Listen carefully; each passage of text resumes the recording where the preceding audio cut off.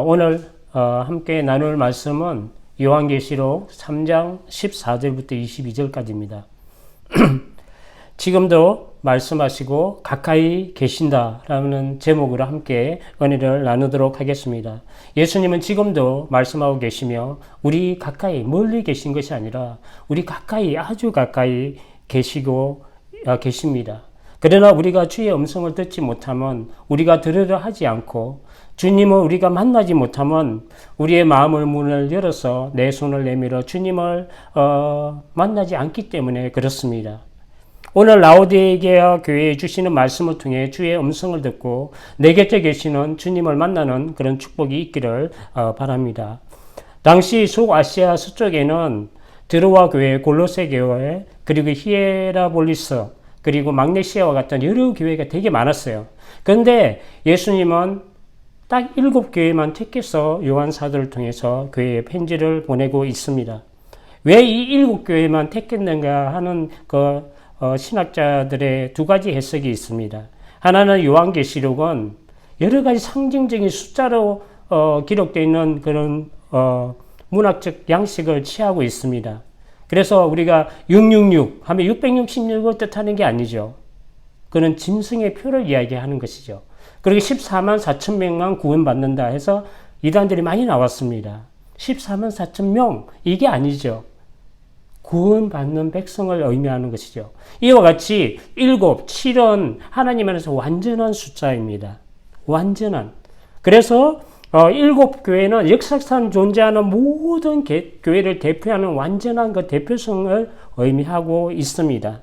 주님의 선택은 크고 유명한 교회, 그리고 부자교회, 그리고 가난한 교회, 약하고 약한 교회, 점점 성장하는 교회, 이런 작은 교회들을 포함해서 교회의 7교회를 택하셨습니다.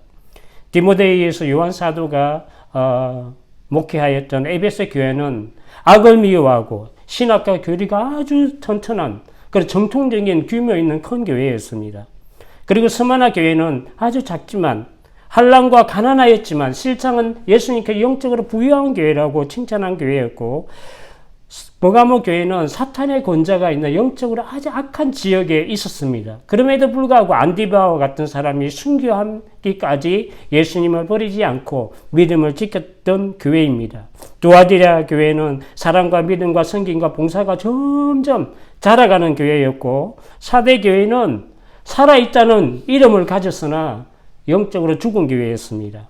빌라델피아 교회는 작은 능력을 가지고 예수님을 배반하지 않고 믿음을 지킨 아주 충성된 교회였고, 오늘 나눌 이 라오디게아 교회는 아주 부자였어요. 부자였지만 영적으로 아주 가난한 교회였습니다. 모든 시대와 모든 지방에 있어서 이런 7교회의 형편과 특징은 나타납니다. 주님께서 말씀하시고자 하시는 그 교회의 내용들과 특징들은 이 7교회가 다 담고 있습니다. 그러므로 주님께서 7교회에 주시는 이 말씀의 내용은 지금 현대의 우리 교회를 포함하는 모든 교회들 속에 적용이 되고 또한 우리가 듣고 쫓아가야 될 내용입니다. 오늘 라오디게아 교회에 주시는 말씀을 통해서 우리 교회는 어떤지, 그리고 나의 신앙과 믿음은 어디에 있는지 우리를 한번 점검하면서 함께 은혜를 나누도록 하겠습니다. 먼저 예수님께서 첫 번째로 주시는 말씀은 신앙의 열정을 가지고 열심을 내어야 한다고 말씀을 주고 계십니다. 라오디게아 교인들의 열심이 없었을 뿐만 아니라 영적으로 아무런 영향력이 없음을 책망을 받고 있습니다. 펄펄 끓는 물과 같이 주님을 향한 그 사랑과 믿음의 열정이 뜨거워야 하는데 한여름에 그 차 안에서 데워지는 그 물처럼 미지근했습니다. 그리스도에 대한 뜨거운 열정이 그 식어버린 아주 그 미지근한 상태였다고 15절에 말씀합니다. 내가 내 행위를 아노니 내가 차지도 아니하고 뜨겁지도 아니하도다. 내가 차든지 뜨겁든지 하기를 원하노라. 라오디게아 교인들은 차지도 덥지도 아니한 상태, 아주 애매모호한 상태였습니다. 제가 아는 집사님은 이런 표현을 자주 씁니다. 동그라미인지 X인지 분명히 해야 되는데 세모로 살아가는 사람들이 많다는 것입니다. 그리고 예스면 예스고 노면 노가 분명해야 되는데 이것도 저것도 아닌 상태를 택하는 그 미지근한 신앙 상태에 대한 예수님의 그 신랄한 책망이 오늘 이어지고 있습니다. 저그들은 하나님의 말씀과 그리스도에 대한 그 사모하는 열정이 없고 특별한 사건 사고 없이 평안하면 되는 자기 만족에 살아가는 사람들입니다. 라우디게아 지역의 특징을 보면 그 당시 온천이 있었어요. 그리고 눈이 아플 때 바르는 안약을 생산하는 의학교가 있었고 검은 양이 검은 양이 있었어요. 그 모직을 가지고 입는 아주 고급 양복을 입을 수 있는 그런 지역이었고 에베소와 버가모 지역과 함께 상업적으로 경제적으로 아주 그 중심지였어요. 그래서 재벌가들이 많이 모여 사는 그런 부유한 도시였어요. 실제로 라오디게아 교회는 나는 부자라 부유하여 부족한 게 없다 라고 16절에 말씀합니다. 이러한 물질적인 축과 부는 영적 자만을 가져오게 합니다. 특별한 어려움과 힘든 것이 없는 그 물질적인 풍부와 평안한 상태, 자신도 모르게 영적 교만과 거만과 그 나태함에 빠지게 합니다. 우리가 이것을 조심해야 합니다. 그런즉 선줄로 생각하는 자는 넘어질까 조심하라 라고 고린도전서 10장 12절에 말씀합니다. 이러한 사람들은 안락과 평안만을 원하지만 싸움을 하려 하지 않습니다. 영적 전투를 하지 않습니다. 그래서 늘 중간이고 차지도 덮지도 아니하는 미지근한 중간 상태를 좋아합니다. 사대교회가 죽게 된 것은 왜 그렇습니까? 믿음의 영적 전투가 없었어요. 악을 대적하고 죄악을 대적하면서 내 신앙을 견고하게 세우는 이런 영적 전투가 없고 부유한 세상의 물질 문화와 주변 도시 환경의 타협함으로 말미암아 영적 생명을 잃어버렸습니다. 교회는 출석하지만 교회와 세상의 구별이 없어지는 것입니다. 그들은 예수 그리스도에 대한 아무런 열심과 열정이 없이 영적으로 무기력한 상태였어요. 주님께서 이러한 미지근한 상태를 가장 싫어한다고 16절에 말씀합니다. 내가 이같이 미지근하여 뜨겁지도 아니하고 차지도 아니하니 내 입에서 너를 토하여 버리리라. 땅속 깊은 데서 솟아나는 샘물과 같이 그 생명력도 없고 주님에 대한 뜨거운 그 열정도 없는 크리스찬의 모습입니다. 영혼 없는 몸이 죽은 것 같이 뜨거운 열정이 없는 죽은 신앙입니다. 깊은 영적 사망에 빠져서 헤어나지 못하는 무기력한 성도의 모습입니다. 크리스찬의 최고의 가치가 어디에 있습니까? 우리가 이 땅을 살아가는 최고의 가치는 하나님의 뜻을 이루고 하나님만을 섬기며 하나님을 영화롭게 하기 위함입니다. 주님 안에서 믿음이 견고하고 그 믿음이 살아있어야 합니다. 그 믿음으로 예수 그리스도의 복음을 삶을 통해서 살아내야 합니다. 신앙의 뜨거운 열정이 없이 미지근한 미증을 하면 토해버림을 맞는 사람이 됩니다. 마치 에세울 골짜기에 마른 뼈다귀가 사방에 널려 있잖아요. 영적으로 완전히 죽어 있는 이스라엘 백성들의 모습이 우리의 모습이 아닌지 우리는 생각해 봐야 합니다. 항상 교회는 출석하지만 경건의 모양은 있지만 경건의 능력이 없는 그런 무기력한 모습, 빛의 생명도 없고 맛을 내야 되는 맛의 생명도 없고 세상의 윤리, 도덕 기준을 넘어서는 크리스찬의 그 고상함도 없고 믿지 않는 사람과 크리스찬과의 구별이 없어지는 그런 교회, 그런 성도가 아니라 한여름에 얼음 냉수 같아서 그 주인의 마음을 시원하게 하는 자로 우리는 열심을 내어야 합니다. 잠언서 25장 13절에 말씀합니다. 충성된 사자는 그를 보낸 이에게 마치 추수하는 날에 얼음 냉수 같아서 능히 그 주인의 마음을 시원하게 하느니라. 미지근한 물은 식수로도 쓰기에 부적합합니다. 갈증을 해결하기 위해서는 그 물이나 음료를 시원하게 마시는 것이 좋습니다. 그리고 추운 겨울에 얼음 몸을 녹이기에는 우리가 보리차나 커피를 따뜻하게 마시는 게 마셔야 합니다.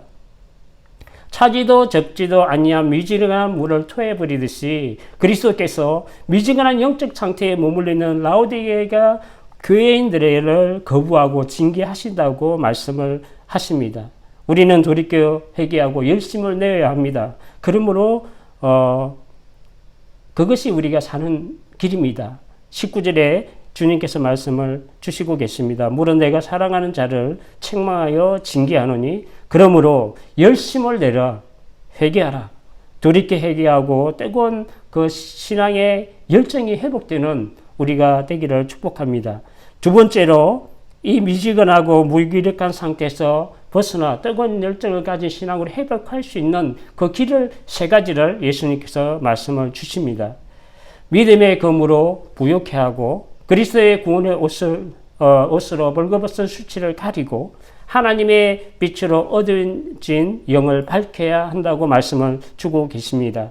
17절과 18절에 말씀합니다. 내가 말하기를 나는 부자라 부유하여 부족함이 없다 하나 내 공고한 것과 가련한 것과 가난한 것과 눈먼 것과 벌거벗은 것을 알지 못하는도다. 내가 너를 권하느니 내게서 불로 연다는 금을 사서 부욕해 하고 흰옷을 사서 입어 벌거벗은 수치를 보이지 않게 하고 안약을 사서 눈에 발라 보게 하라. 라오디게아 교인들은 스스로 부유하여 더 이상 바랄 것이나 부족한 게 없다고 생각했습니다. 그러나 주님이 바라보시는 그들은 달랐습니다. 영적으로 매우 빈곤한 상태였고 공고하고 가련하고 수치스럽게 벌거벗은 그의 모습들을 그들 자신이 보지 못한다고 예수님께서 말씀을 주시고 계십니다.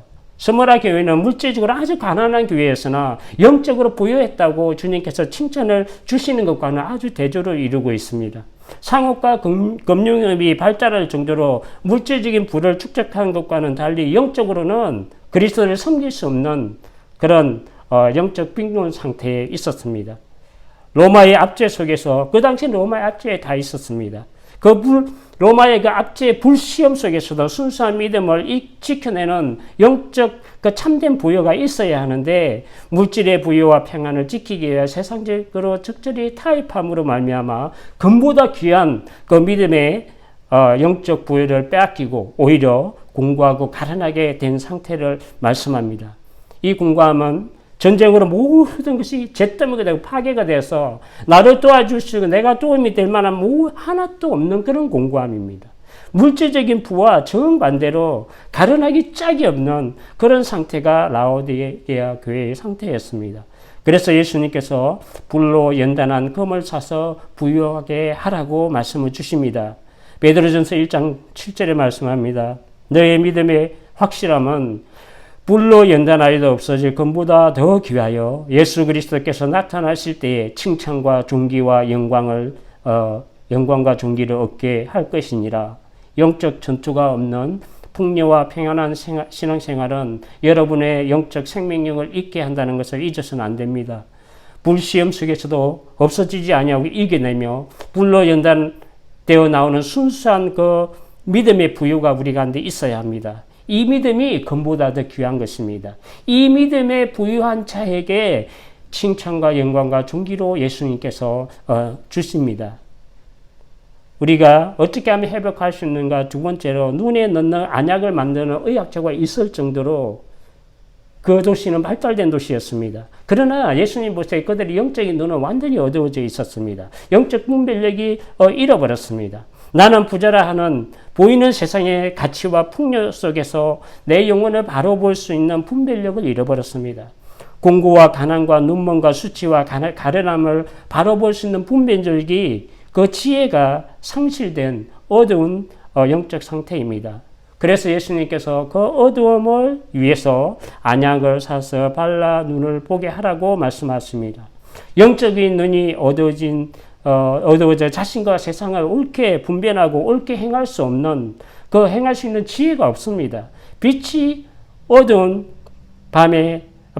어두운 밤에 다니는 것 같습니다. 요한복음 11장 9절과 10절에 말씀합니다. 예수님께서 대답하시되 낮이 12시간이 아니냐 사람이 낮에 다니면 이 세상의 빛을 보므로 실족하지 아니하고 밤에 다니면 그 빛이 그 사람 안에 없는 거로 실족하느니라.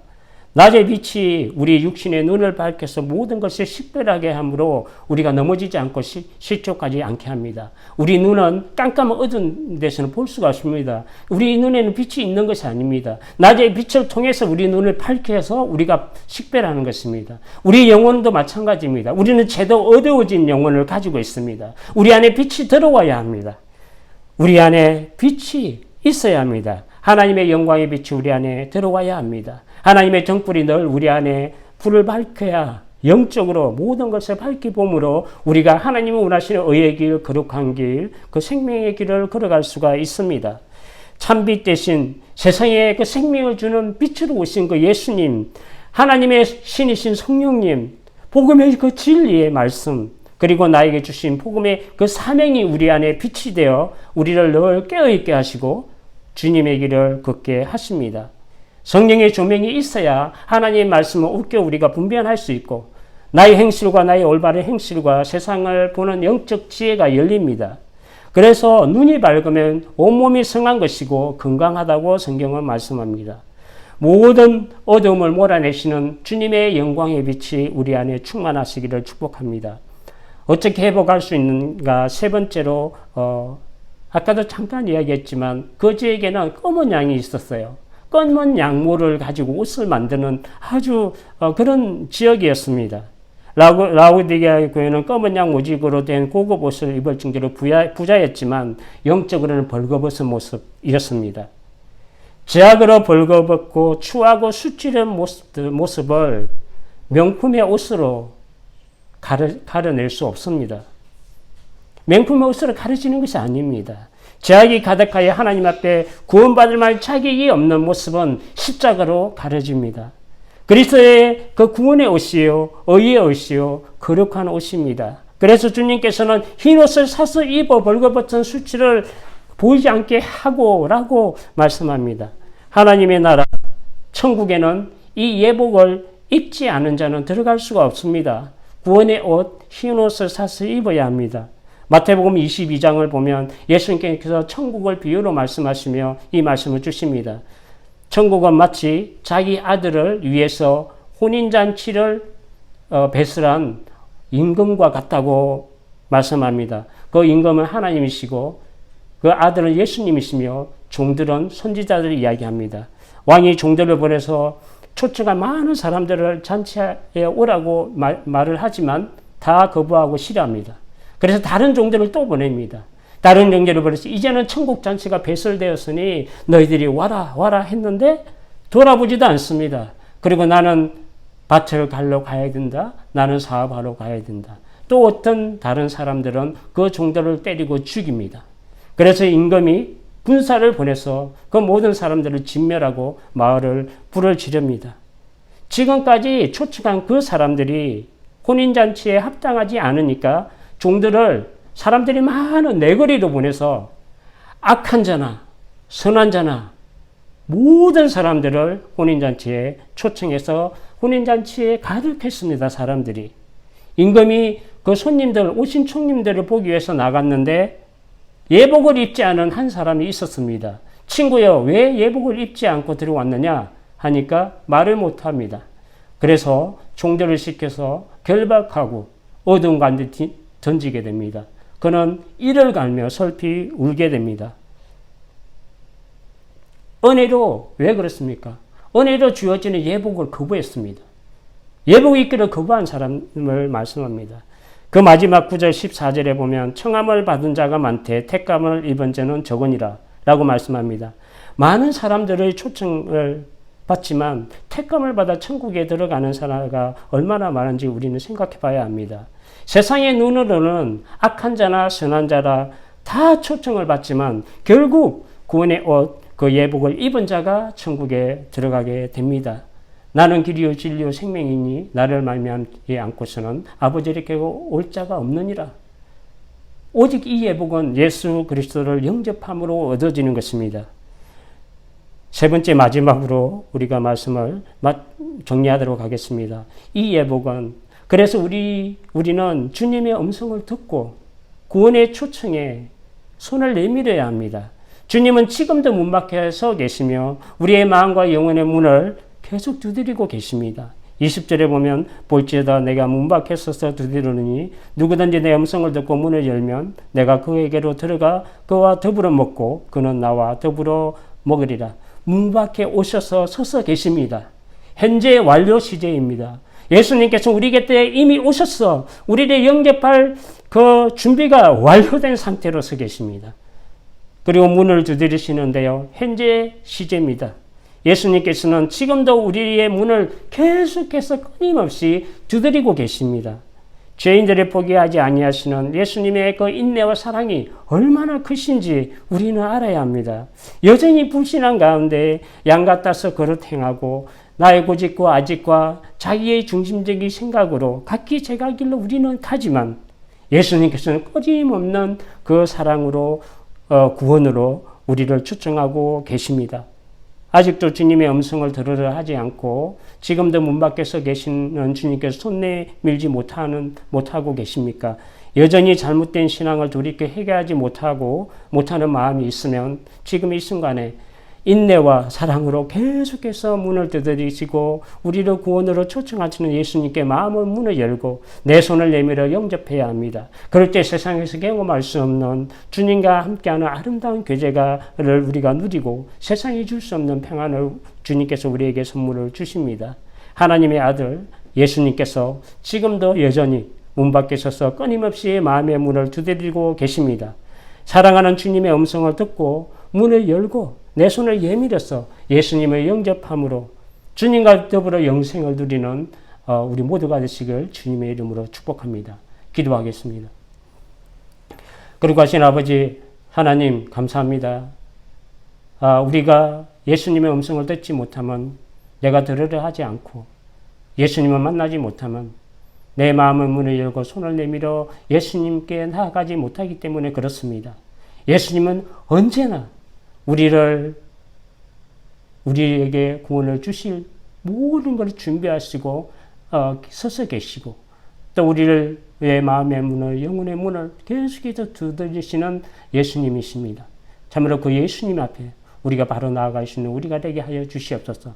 참으로 우리가 영적으로 무기력하고 사망의 잠을 자는 이 모든 것들을 깨워서 우리에게 회개하고 돌이켜 열심을 내고 뜨거운 신앙을 가지고 예수 그리스도의 복음을 담대히 전하며 하나님의 뜻을 이루며 하나님을 섬기며 하나님을 영화롭게 하며 참으로 세상 풍요와 이 모든 것에 우리가 넘어지고 평안한 상태에서 영적 생명을 잃어버리는 것이 아니라 그럼에도 이런 많은 축복을 주신 것에 감사하며 더욱더 열심으로 하나님의 일을 섬기는 우리가 되게 하여 주시옵소서. 예수 그리스도를 영접하는 그 놀라신 은혜와 사랑이 모든 성도들에게 넘치게 하여 주시옵소서. 감사하며 예수님의 이름으로 기도합니다. 아멘.